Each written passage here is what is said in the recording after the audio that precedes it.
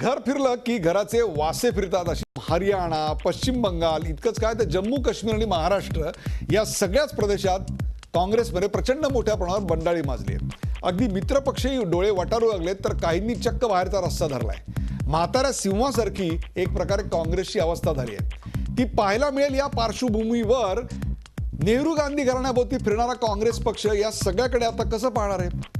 सोनिया आणि राहुल यांचं नेतृत्व अपयशी ठरलं हे काँग्रेस मान्य करणार आहे का? आणि यामुळे काँग्रेसचे कार्यकर्ते खरोखरच अस्वस्थ झालेत का?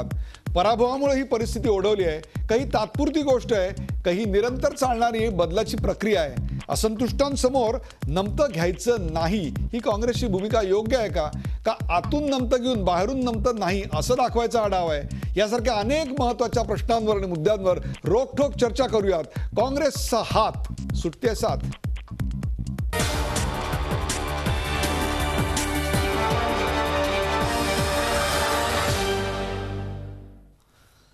काँग्रेसचा हात सुटते साथ या कार्यक्रमाला सुरुवात करण्या अगोदर पाहूया या विषयावरचा एक खास रिपोर्ट.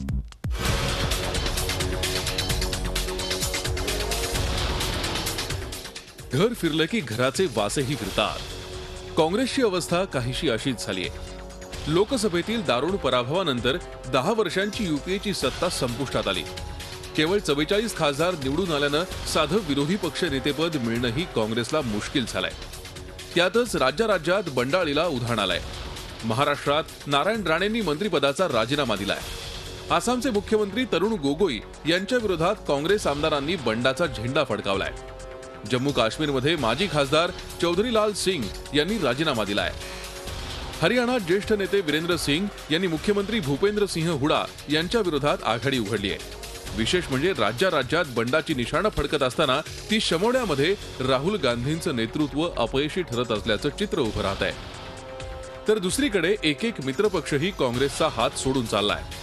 कधी काळी युपीए सरकारमध्ये अनेक पक्षांची मोठ बांधलेली होती.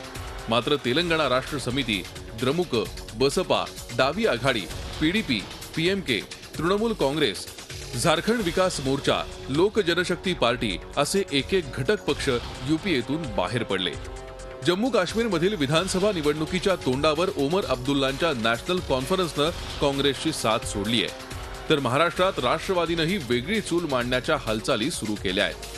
आगामी विधानसभा निवडणुकीत 50-50 म्हणजेच 144 जागांवर राष्ट्रवादीनं दावा केलाय. जागा वाटपाबाबत राष्ट्रवादीचा मान राखावा, अन्यथा आणखी एक चांगला मित्र गमावण्याची वेळ काँग्रेसवर येईल असा निर्वाणीचा इशारा राष्ट्रवादीनं दिलाय.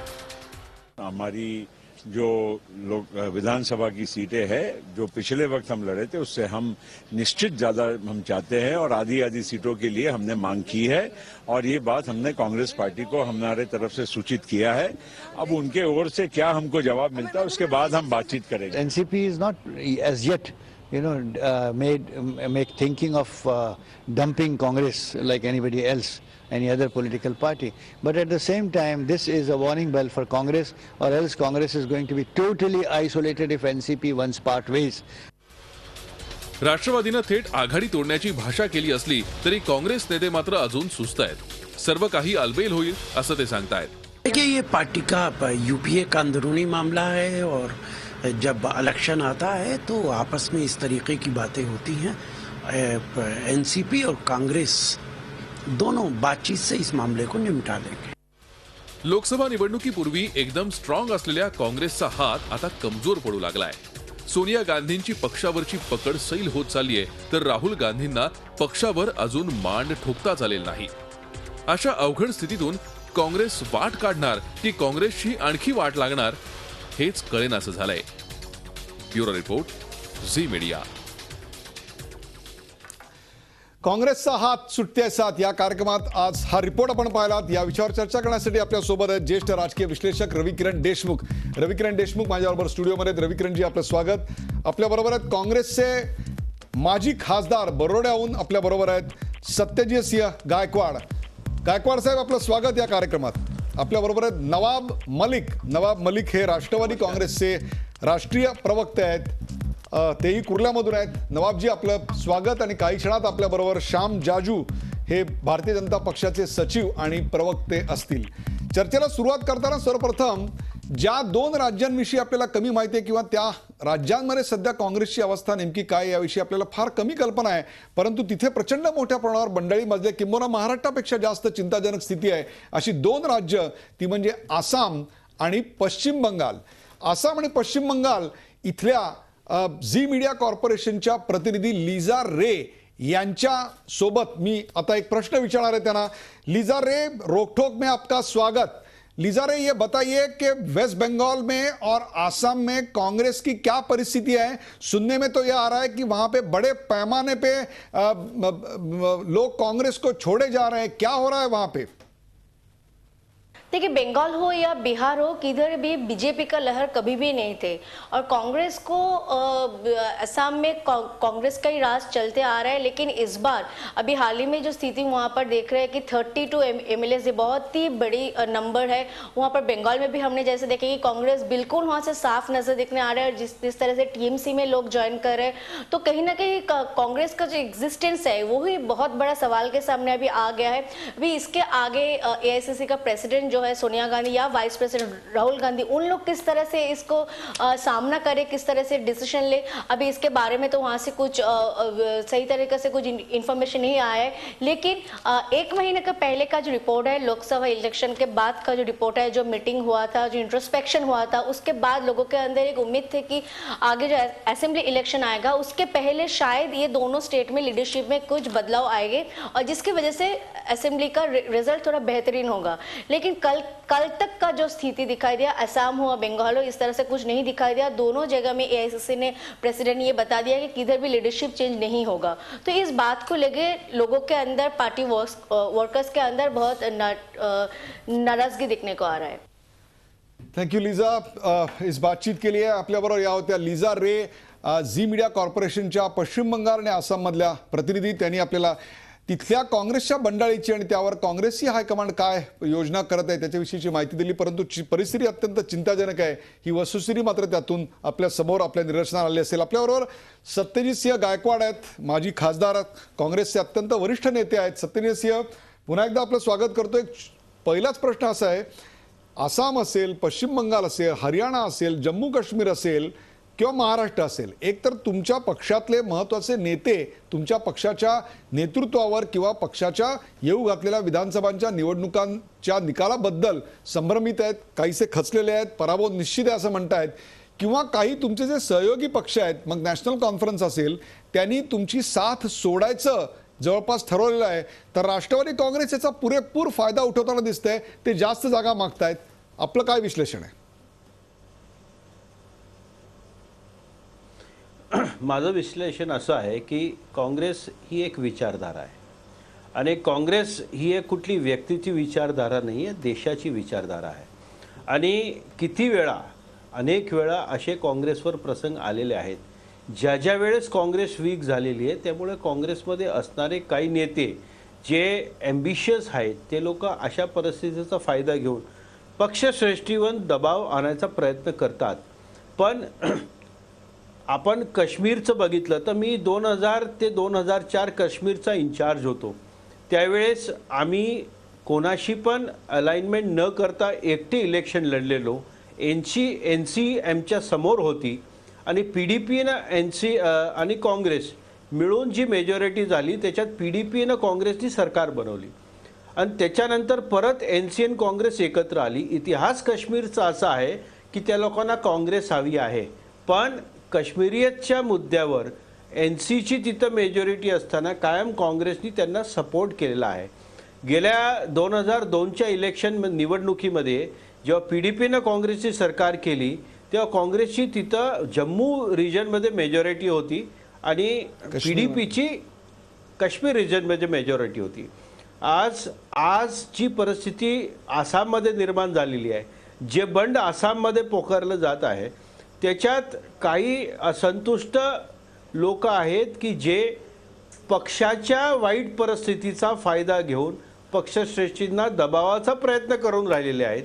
पण माझा संपूर्ण विश्वास आहे काँग्रेस पक्ष अशा दबावाला कधीही जुमानत नाही. आणि येणाऱ्या दिवसात तुम्ही बघाल, आज नरेंद्र मोदी जो प्रचार करत होते कि हिंदुस्तानियों का सर काटा जा रहा है, फिर भी अजमेर में पाकिस्तान के नेताओं से मेजबानी हो रही है, आज त्याच नरेंद्र मोदीनं पाकिस्तानच्या पंतप्रधानांना त्याच्या शपथविधीला बोलवल्यानंतर अबकी बारी जो मोदी सरकारचा नारा लावणारे जे यूथ होते ते इतके नाराज आहेत की येणाऱ्या कुठल्या पण निवडणुकीमध्ये काँग्रेस पक्ष हा अतिशय पुढे येणार आहे, कारण काँग्रेस हा ही विचारधारा आहे. काँग्रेस हा कुठल्या पॉइंट वेल टेकन. व्यक्तीचा पक्ष नाहीये. तुम्ही तुमच्या पक्षाची बाजू मांडलेली आहे. तुम्ही 3 महत्वाचे मुद्दे मांडलेले आहेत आणि ते म्हणजे की वाईट परिस्थिती आहे हे तर तुम्ही मान्य केलं, दबाव टाकण्याची काही लोकांची वृत्ती आहे हे तुम्ही मान्य केलं, परंतु काँग्रेस याला जुमानत नाही असंही तुम्ही महत्वाचं विधान केलेलं आहे. परंतु काँग्रेसनी आपल्या नेतृत्वाचा जो काही प्रभाव आहे तो आपल्या कार्यकर्त्यांवर, आपल्या अशा असंतुष्ट नेत्यांवर दाखवायची वेळ अजून का बरं आलेली नाही आहे हा प्रश्न मी तुम्हाला नंतर विचारणार आहे. परंतु सध्या मात्र तुमच्यावर दबाव राष्ट्रवादी काँग्रेस टाकतंय. नवाब मलिक, क्या मौका है आपके लिए? सामने शिकार खड़ी है और हाथ में बंदूक है. मी आपल्याला एक गोष्ट सांगतो. नवाब येतो सत्येज से भी तुमच्याकडे येतो. नवाब मलिक, सामने शिकार पड़ी है, रेंज में है और आपके पास लोडेड गन है और आपका निशाना अचूक है. आप तो गन लेके बैठे हुए हैं कि आपको कब 50-50 का मौका मिल जाए. तुम्ही तयार आहात, दबाव टाकताय, you will take your point of flash. काय सांगाल? असं नाही उदयजी, असं एकंदरीत लोकसभेच्या निकालानंतर महाराष्ट्रामध्ये एकंदरीत निवडणूक लढण्याबाबत आमची भूमिका आहे. निवडणूक लढत असताना ज्या काँग्रेसची जागा जिथे त्यांच्याकडे चांगले उमेदवार असतील, त्यांची ताकद असतील तिकडे त्यांनी लढावा. जिथे आमचे लोक जास्त ताकदीने लढू शकत आहेत त्या जागेवर आम्हाला लढण्याची संधी द्यावी अशी एकंदरीत आमची भूमिका आहे. आता निकाल आल्यानंतर काँग्रेसची परिस्थिती थोडंसं कमकुवत आहे असं एकंदरीत चित्र दिसते. ते असताना 2004 साली आघाडी करत असताना वेगळे निकष लावण्यात आले होते. 2009ला निकष वेगळे लावण्यात आले होते. आत्ताची परिस्थिती बघता त्या प्रकारे निकष लावल्यानंतर आम्हाला अर्धी जागा दिली तर वाटते की या आघाडीला जास्त जागा निवडून आणता येईल. त्यासाठी आमची ही भूमिका आम्ही काँग्रेससमोर ठेवतो. त्याच्यात दबाव निर्माण करणे किंवा त्यांच्या विरोधात काहीतरी वेगळी भूमिका घेणे असं नाही आहे. मला वाटतं उद्या या समन्वय समितीची बैठक आहे, त्याच्यात यावर चर्चा निश्चित रूपाने होणार आहे. जे जे तुम्हाला योग्य वाटते आता या क्षणाला तो काँग्रेसला दबाव वाटू शकतो या सगळ्याची आपण चर्चा करणार आहोत. पण ब्रेकवर जाण्यापूर्वी एक छोटासा प्रश्न. श्याम जाजू आहे ना, श्याम जाजू हे भारतीय जनता पक्षाचे प्रवक्ते आणि सचिव आपल्या बरोबर आहेत. त्याचं उत्तर ब्रेक नंतर मी त्यांच्याकडनं घेणार आहे. काँग्रेसची ही जी आत्ता अवस्था होते, आसामपासून इकडे जम्मू काश्मीरपर्यंत आणि खाली इकडे महाराष्ट्रापर्यंत सर्वत्र आपल्याला अंतर्गत असंतोष आणि त्याहीपेक्षा सहयोगी पक्ष काँग्रेसचा हात सोडताना दिसत आहेत. यात काँग्रेसच्या नेतृत्वाचा अपयशाचा भाग किती आणि मोदींच्या नेतृत्वाचं यश किती याचं उत्तर देतील श्याम जाजू. एका ब्रेक नंतर कुठे जाऊ नका, पाहत राहा जी24 तास. आपण पाहताय काँग्रेसचा हात सुटते साथ.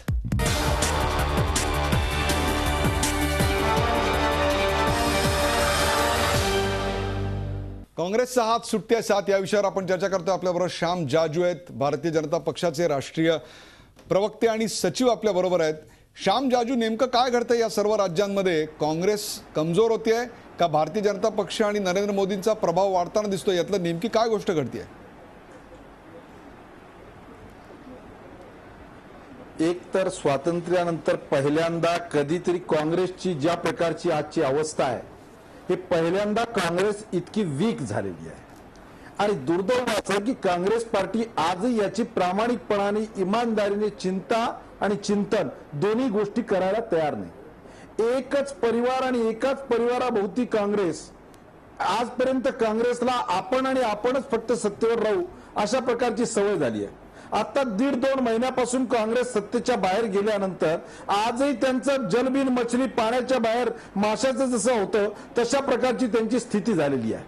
थोडा एक मॅच्युअर विरोधी पक्ष म्हणून सुद्धा भूमिका करण्यामध्ये काँग्रेस अयशस्वी होती आहे.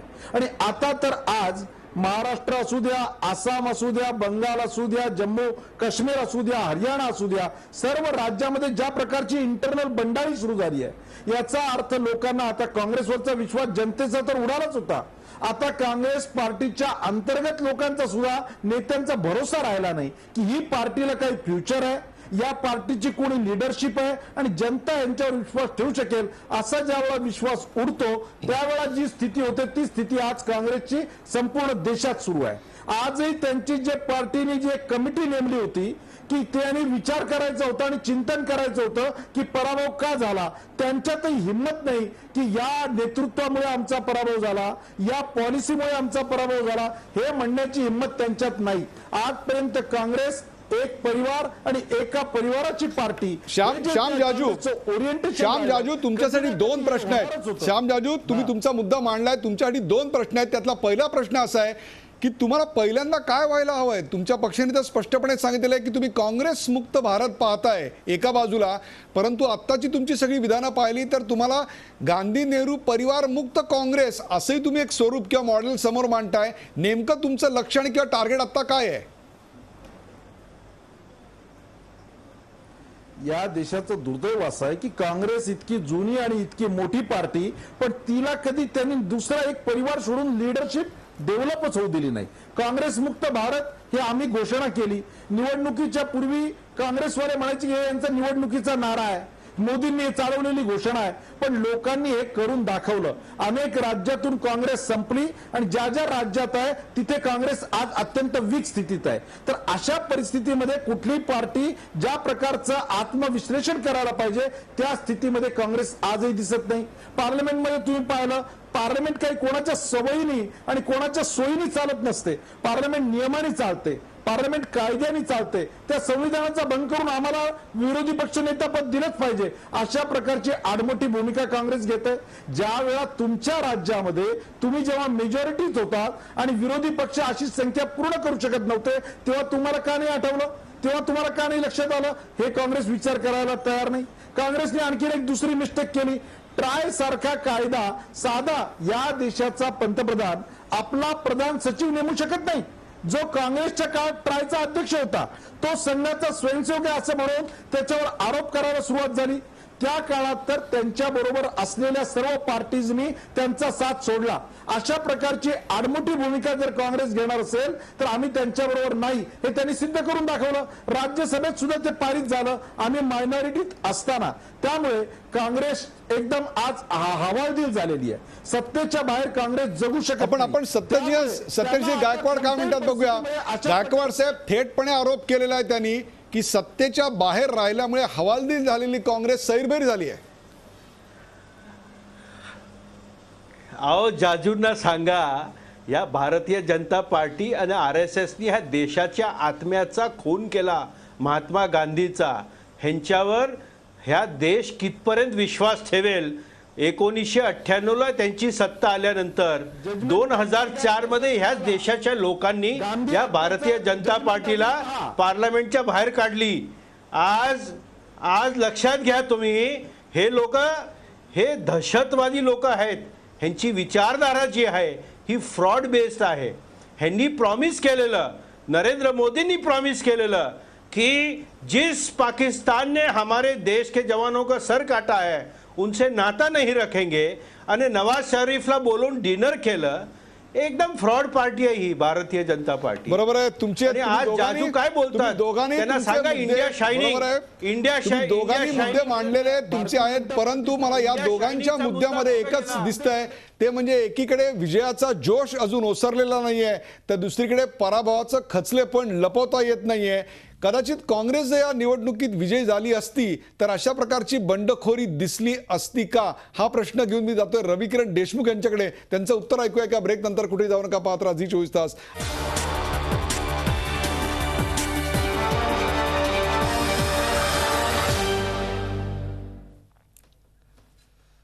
काँग्रेसचा हात सुटते साथ आपल्याबरोबर रविकिरण देशमुख आहेत. रविकिरण देशमुख, घर फिरलं की घराचे वासही फिरतात. काँग्रेसमधून आता आसामपासून महाराष्ट्रापर्यंत आपण पाहतोय प्रचंड मोठ्या प्रमाणावर बंडाळी माजलेली आहे.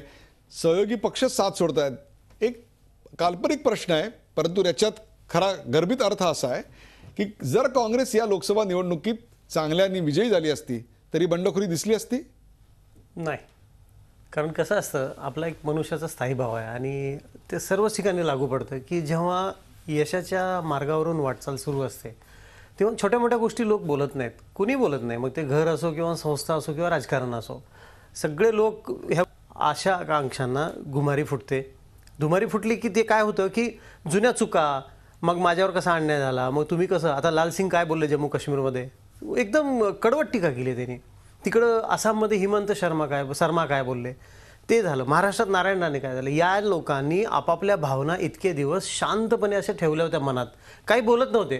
कोणी म्हणतं मी 9 वर्ष शांत होतो, कोणी म्हणतं आम्ही इतके दिवस बोलत होतो पण कुणी ऐकलंच नव्हतं. पण आता कुणी ऐकण्याच्या मूडमध्ये नाही. याचाच अर्थ असा की या अपयशानंतर प्रत्येकाला असं वाटायला लागलं की आम्ही जे पूर्वी सांगत होतो ते जर बदल पक्षांनी याच्या आधी केले असते तर लोकसभेमध्ये इतका दारुण पराभव झाला नसता. आणि आता ते आग्रह धरतायत की बदल करा. बरोबर आहे. आपल्याबरोबर नवाब मलिक आहेत. नवाब मलिक, एक प्रकारे नारायण राणे यांच्याबद्दल काही तुमच्या शंका कुशंका तुमच्या पक्षाच्या असू शकतात, परंतु त्यांनी जे मुद्दे मांडलेले आहेत त्या मुद्द्यांचा एक गंभीर विचार होण्याची गरज आता या पराभवानंतर होती असं वाटत नाही का? नाही, असं आहे की आत्ता वेळ निघून गेलेली आहे, अशी चर्चा करणं योग्य नाही. काँग्रेसच्या पक्षाच्या अंतर्गत चर्चेमध्ये हे सगळे मुद्दे त्यांनी उपस्थित केलं पाहिजे होता. सार्वजनिकरित्याने या पद्धतीने एका पक्षावर किंवा नेत्यांवर बोलणे हा योग्य नाही, कधी त्याचं समर्थन होऊ शकत नाही. तरी हा काँग्रेसच्या अंतर्गत विषय आहे, त्याच्यावर आम्ही जास्त विश्लेषण करू इच्छित नाही. आता जाजू साहेबांनी एक प्रश्न इथे उपस्थित केलेला आहे की त्यांची सत्ता आली, काँग्रेस पक्षाला विरोधी पक्ष नेता मिळत नाही, नियमाने मिळत नाही, कारण 10% जागा आल्याशिवाय विरोधी पक्ष नेत्याच्या जागेचा क्लेम करता येत नाही. पण जाजू साहेब, हे नियम जुने आहे. त्यानंतर आपण काही ज्या कायदे तयार केले त्या कायद्याअंतर्गत CVCच्या चेअरमॅन जर निवडायचे असतील तर त्या समितीमध्ये, निवड समितीमध्ये विरोधी पक्ष नेता असणं हे बंधनकारक आहे. मागच्या काही काळामध्ये लोकपालबाबत चर्चा झाली. त्या लोकपालच्या नियुक्तीबाबत जेव्हा आपण समिती गठीत करतो तेव्हा त्या समितीमध्ये विरोधी पक्ष नेता होणं हे बंधनकारक आहे. जर विरोधी पक्ष नेता आपण नेमला नाही तर या कायद्यांची अंमलबजावणी शक्य होणार नाही. तुम्ही नियमाचा आधार घेऊन की विरोधी पक्ष नेता त्यांना अधिकार नाही, ते नियम बदलून कुठेतरी विरोधी पक्ष नेता हा बरेचसे कायदे जेव्हा आपण निर्माण केले, बरोबर आहे, त्याच्यात बंधनकारक. बरोबर आहे नवाब मलिक, आज हा चर्चेचा फोकस नाही आपला. तुमचा मुद्दा बरोबर आहे. एक छोटासा प्रश्न तुम्हाला असं विचारायचा आहे की साहजिकच लोकसभा निवडणुकीतला तुमच्या पक्षाचा परफॉर्मन्स हा काँग्रेसपेक्षा चांगला असल्यामुळं तुम्ही जास्त जागा मागणारे उघड आहे. मला फक्त एक प्रश्न असा पडला आहे आणि त्याच्यानंतर आपण सतीश गायकवाड यांची रिॲक्शन घेऊया की जर काँग्रेसने त्या जागा तुम्हाला दिल्या नाहीत तर वेगळी चूल मांडण्याचा, स्वतंत्रपणे लढण्याचा आपला विचार आहे का, तशी तयारी केलेली आहे का? नाही, असं आहे की एकंदरीत आघाडी करून लढण्याबाबतचा आमच्या पहिल्यापासून विचार आम्ही काँग्रेस समोर ठेवले. आघाडीच्या राजकारण करत असताना एखादा मर्यादा असते, ते मर्यादेपर्यंत कुठेतरी आपण सगळे वाटाघाटी करून स्वीकार करतो. जर ती परिस्थिती राहिली नाही तर प्रत्येक पक्षाला तो मार्ग मोकळा असतो. पण आम्ही वेगळेच लढणार आहोत किंवा आम्ही सोडून आता जाणार आहोत ही चर्चा योग्य नाही. काँग्रेसमध्ये पण काही नेते त्यांना कळते की कसं कुठल्या पद्धतीने कुठली जागा, आता सर्व एका काळामध्ये ही पण जागा आम्ही लढू, ती पण जागा आम्ही लढू, त्या पद्धतीने जर विचार होत असतील तर मला वाटतं त्या या आत्ताच्या घडीला ती योग्य नाही आणि काँग्रेसचे श्रेष्ठी त्या बाबतीत विचार करतील. आम्हाला आशा आहे की योग्य निर्णय ते घेणारच आहे. गायकवाडजी, त्यांचा सूर हा तुम्हाला सोडून जाण्याचा नाही आहे तर तुमच्याकडून जास्तीत जास्त जागा पदरात पाडून घेण्याचा आहे. 144 असा 288चा फॉर्म्युला ठरावा असं त्यांचं एकूण आत्ता सगळी चित्र, त्यांचे बाईट जे आमच्याकडे आले ते समोर येत आहेत. आपल्या पक्षाची सध्याची विचारधारा काय आहे, आपण याच्याकडे कसं बघताय की तुम्हाला खिंडीत गाठून तुमच्याकडून सीट तुमच्या खिशातनं काढून घेतायत का खरोखरच त्यांचं कर्तृत्व चांगलं आहे म्हणून उदार मनानं त्यांना ती द्यायची तुमची आत्ता तयारी आहे? मी आपल्याला एकच गोष्ट सांगतो की राष्ट्रवादी काँग्रेस पक्षात सुद्धा थोडेफार लूज कॅनन्स आहेत, पण जोपर्यंत शरद पवार जिवंत आहेत तोपर्यंत ह्या महाराष्ट्रात काँग्रेस NCPची युती कधी संपणार नाही. आणि शरद पवारांच्या नेतृत्वामध्ये NCP जोपर्यंत आहे तोपर्यंत कुठल्याही परिस्थितीत भारतीय जनता पार्टी का शिवसेनाला वाव मिळण्याची गती होणे शक्य नाही. आणि जरी सीटवर तंटा असला तरी तो एकमेकांच्या सुमेळ पद्धतीनंच तो संपणार आहे. आणि महाराष्ट्रात पुढची निवडणूक काँग्रेसने NCP अतिशय बरोबर लढणार आहे. लढतील. सीटांचा हा तंटा आहे तो बिलकुल बरोबर लढतील, ह्याच्यात निर्विवाद हे सत्य आहे. कोणी कितीही सांगितलं तरी एका ठिकाणी सोनिया गांधी, पृथ्वीराज चव्हाण आणि शरद पवार हे एक विचारानं सीटाचं वाटप करून गायकवाड साहेब, निवडणूक होणार. आणि त्याच पृथ्वीराज चव्हाण यांच्या नेतृत्वाबद्दल, त्यांच्या निर्णय क्षमतेबद्दल, कार्यपद्धतीबद्दल प्रश्न उपस्थित केलेले आहेत. तर त्याहीपेक्षा सुद्धा लोकसभा निवडणुकीच्या पराभवाचं चिंतन झालं नाही. आणि एक प्रकारे अशा प्रकारचे बंड म्हणजे हायकमांड विरुद्ध उठवलेला आवाज नव्हे का?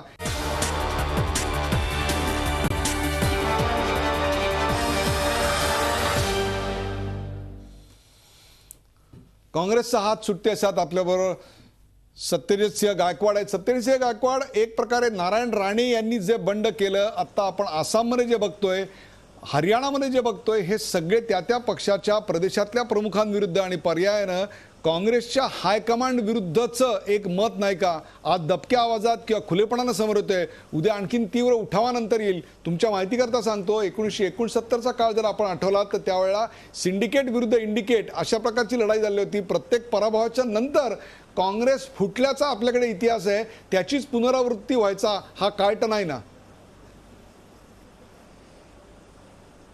काँग्रेस जेव्हा जेव्हा फुटती आणि जहाज डुबायच्या परिस्थितीत जे उंदीर हे जहाज सोडून गेलेत त्यांची ह्या देशात राजकीय परिस्थिती काय आहे हे पण आपल्यासमोर हा इतिहास आहे.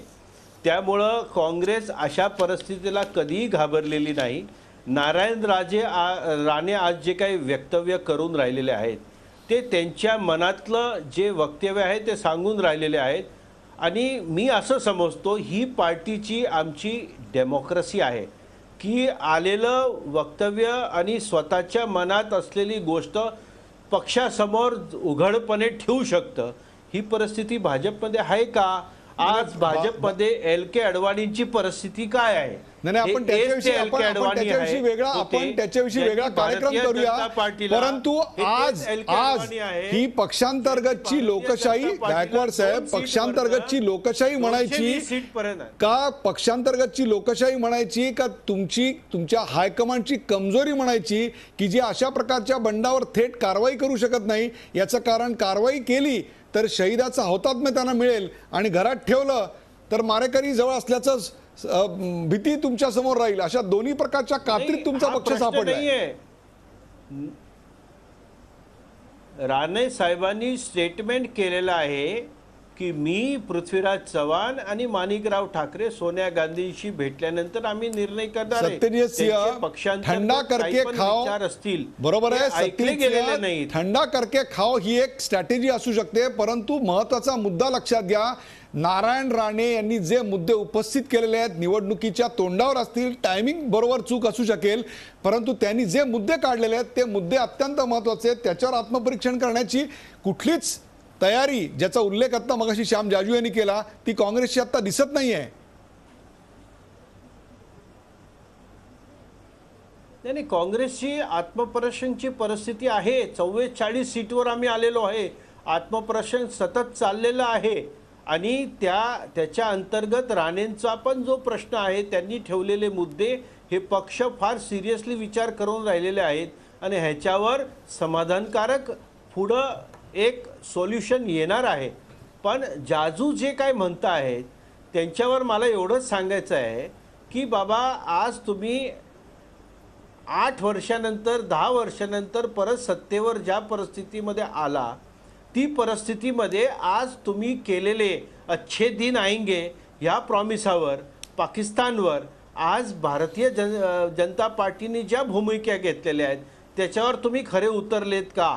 काँग्रेसच्या अंतर्गत ज्या परिस्थितीवर भारतीय जनता पार्टी स्वतःचं भविष्य बनवणार आहे का स्वतःच्या दिलेल्या राजकीय एजेंडावर स्वतःचं भविष्य बनवणार अत्यंत आहे. महत्वाचा मुद्दा याचा आहे. विचार त्याच्यावर भारतीय निश्चितच मी श्याम जाजू यांच्याकडे हा अत्यंत महत्वाचा मुद्दा आहे. त्यांचं उत्तर आपण घेणार आहोत. पण ब्रेकवर जाण्यापूर्वी एक छोटासा प्रश्न रविकिरण देशमुख यांना. रवी गांधी यांचं एकही स्टेटमेंट दिसत नाही. ही त्यांची राजकीय किंवा राजकारणातली संयमिता म्हणायची का अपरिहार्यता? लोकसभेचे निकाल आल्यापासून आपण बघतोय की राहुल गांधी फ्रंट लाईनवर नाहीच आहेत, कुठंच नाही आहेत ते. म्हणजे आधी तर लोकसभेत ते शेवटच्या रांगेत वगैरे बसायला लागले होते, मध्येच कुठेतरी बसायचे. मग आत्ता अलीकडं ते दुसऱ्या तिसऱ्या रांगेत आले आणि कुठल्याही महत्त्वाच्या घडामोडीवर त्यांचं भाष्य नाही. कुठेही त्यांनी असा खास असा दौरा केलेला नाही की पक्षाचं जे काही आता हे झालं अपयश आलं आहे त्याची कारणं समजून घेण्यासाठी ते कुठेही गेलेले नाहीत. अलिप्तता जाणवती आहे आणि ती अलिप्तता अतिशय जाणवण्या इतपतची अलिप्तता आहे. आणि ज्या सोनिया गांधी निवडणुकीच्या आधी थोड्याशा अलिप्त होत होत्या हळूहळू, त्यांच्या सभाही आपण बघा, तुम्ही इतिहास काढा, तेवढ्या सभा झालेल्या नाहीत, कमी होत्या, त्या परत पुढे आल्या. हा बदल जो आहे तो काँग्रेसचा लक्षणीय बदल आहे आणि हा बदल हा राजकीय दिसतोय मला, याच्यामध्ये दुसरं काही कारण सांगता येत नाही. या बदलामुळे कदाचित काँग्रेसची साथ जे सोडतायत त्यांना दिलासा मिळू शकणार आहे का? आणि आता या क्षणाला काँग्रेसच्या शकल होण्याची वाट बघत बसण्यापेक्षा किंवा ते दृष्टिकोन असण्यापेक्षा स्वतःला मिळालेला जो अजेंडा आहे, जे मॅन्डेट आहे, त्याच्यावर काम करणं भारतीय जनता पक्षासाठी अत्यंत महत्त्वाचं असणार आहे की नाही, या सगळ्याची आपण उत्तर घेणार आहोत. एका ब्रेक नंतर कुठेही जाऊ नका, पाहत राहा झी 24 तास. आपण पाहताय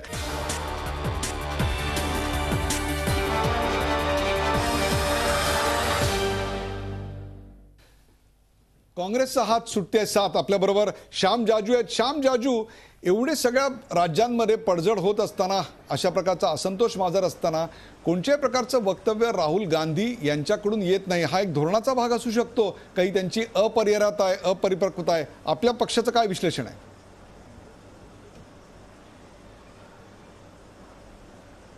आज काँग्रेस ज्या स्थितीमध्ये आहे, आता मी सत्यजितराव गायकवाड यांचं विधान ऐकत होतो, मला असं वाटतं की काँग्रेसला अजूनही आपल्याला भानावर यायचं आहे. काँग्रेस पार्टी आजही आम्हाला फ्रॉड समजून तुमचं तर क्रेडिबिलिटी सिद्ध होणार नाही. आमच्यासारख्या फ्रॉड पार्टीला देशाने मॅन्डेट दिलाय, अनेक राज्यातून तुम्हाला बाहेर काढलंय. ते ज्या वडोदऱ्यात राहतात तिथे 5-5.5 लाख वोट नरेंद्र मोदींना मिळतात. ते ज्या गुजरातचं प्रतिनिधित्व करतात त्या गुजरातमध्ये काँग्रेस 0 जागा मिळवते. इतकी दयनीय स्थिती असताना गांधी हत्येसारखे जुने संपलेले, ज्याच्यात काही विषय राहिलेला नाही, सुप्रीम कोर्टाने निकाल दिला, असे आरोप करून तुमची क्रेडिबिलिटी सिद्ध होणार आहे का? काँग्रेस आपल्या जागेवर येणार आहे का? तसंच राहुल गांधींचं आहे. 10 वर्ष आपलं नेतृत्व प्रस्थापित करायला मिळालेले असताना एकही प्रकारचा त्यांचा विश्वास, क्रेडिबिलिटी सिद्ध झाली नाही. त्यांनी आपलं मेटल प्रूव्ह केलं नाही. या निवडणुकीत तर पूर्ण साफ झालं. तरी सुद्धा काँग्रेसला त्यांच्या विरोधात बोलण्याची हिंमत नाही, परिवाराच्या बाहेर जायची हिंमत नाही आणि खऱ्या प्रकारचं आत्मचिंतन सुरू नाही. असे खोटे विधानं करून, खोटी आदाआपट करून काँग्रेस पुन्हा आपल्या जागेवर पूर्ववत येऊ शकणार नाही. हार जीत तर आम्ही समजतो, आम्ही इतके दिवस विरोधी पक्षात होतो, पण त्याच्यावर संबंध नाही. तुमची ज्या प्रकारची कार्यपद्धती आहे, ज्या प्रकारची विचार करण्याची स्टाईल आहे, त्यातून काँग्रेस निश्चित सावरणार नाही. आज तुम्हाला सोडून चाललेले लोक का चाललेत? केवळ सत्ता हे एकमेव कारण आहे की काँग्रेस पार्टीने सत्ता म्हणजेच पार्टी, त्याच्या विरोधात, त्याच्या सोडून काही पार्टी म्हणून काही केडर असतं, हे आजपर्यंत काँग्रेसने कधीच डेव्हलप केलं नाही.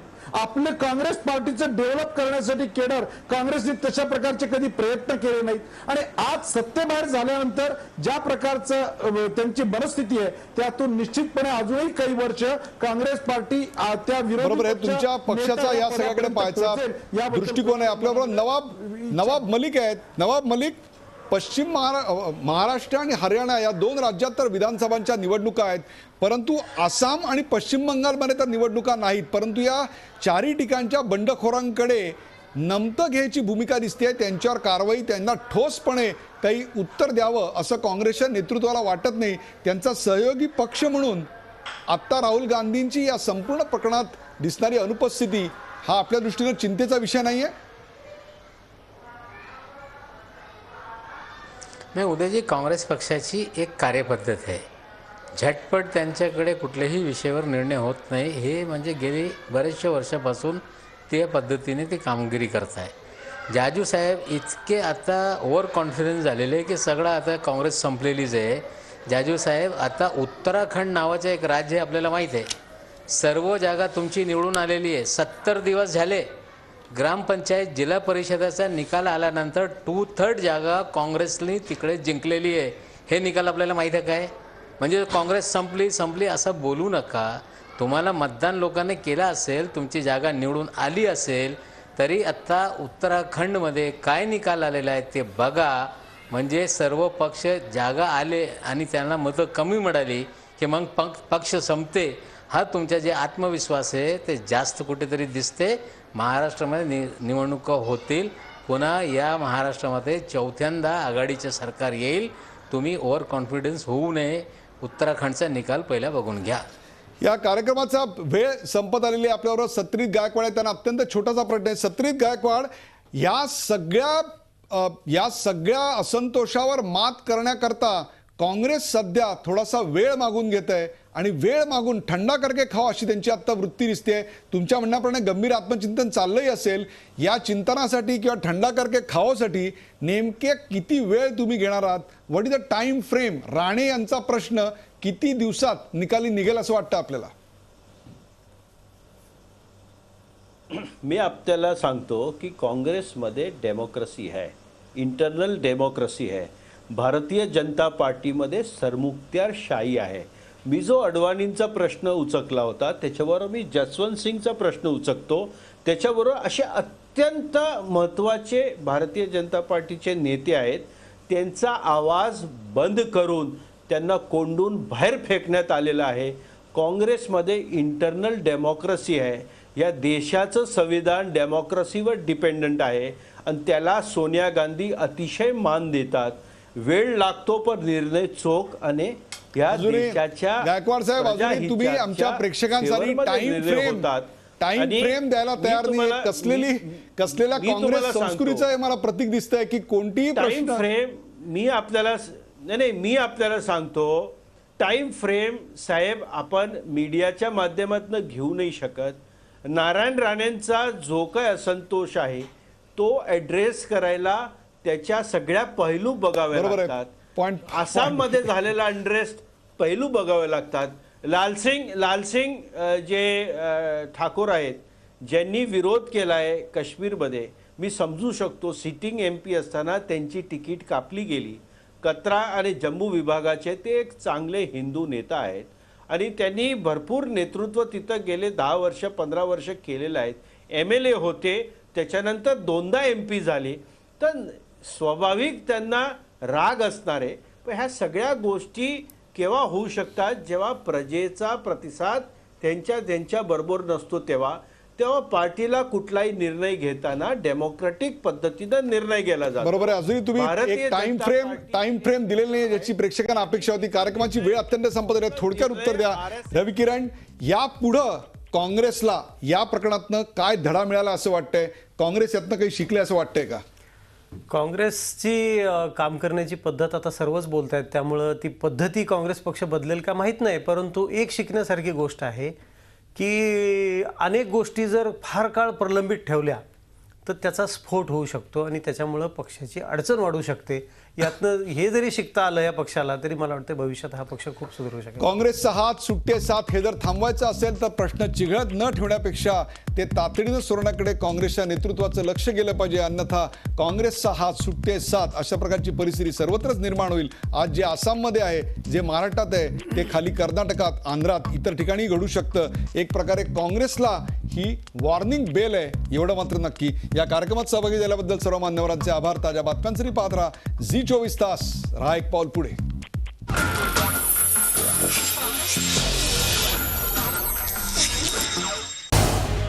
झी24 तास रहा एक पाऊल पुढे.